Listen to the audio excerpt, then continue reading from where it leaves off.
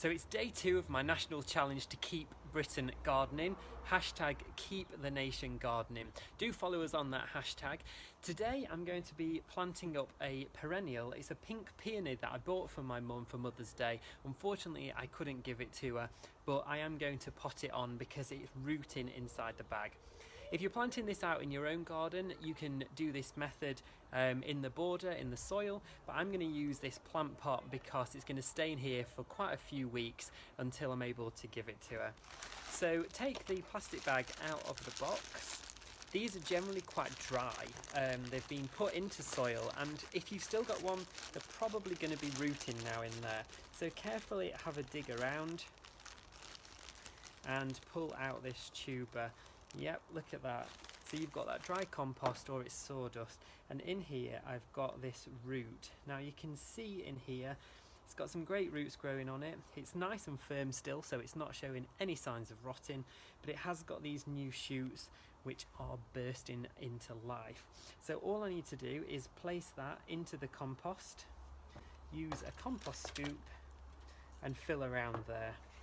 I'm using quite a gritty compost. I don't want this perennial to get too wet. There's all kinds of things that grow like this, from peonies to agapanthus, lupins. You might actually find them reduced in the supermarkets right now.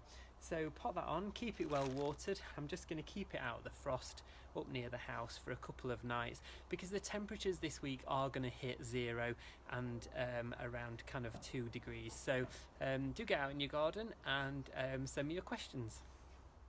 So today's question comes from Sue, and she asks me if she can replant some tubers, some tuberous begonias that she saved from last year.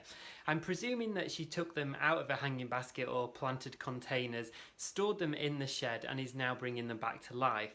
What I would suggest is just check that they are healthy and not covered in fungus, and that they've not gone soft and squidgy, because if they have, you need to throw them away. If, however, when you give them a squeeze, they're nice and firm, you can plant them now into some compost. You need to keep them frost free, and so I suggest putting them in a greenhouse if you've got a bit of heat in there, or bringing them inside the conservatory. And as soon as they start to show some new growth, move them somewhere a bit lighter, not in direct sunlight. Just be careful they don't get too much sun when they are first emerging. But they should grow quite happily, and in around mid-May you can start to introduce them outside during the daytime.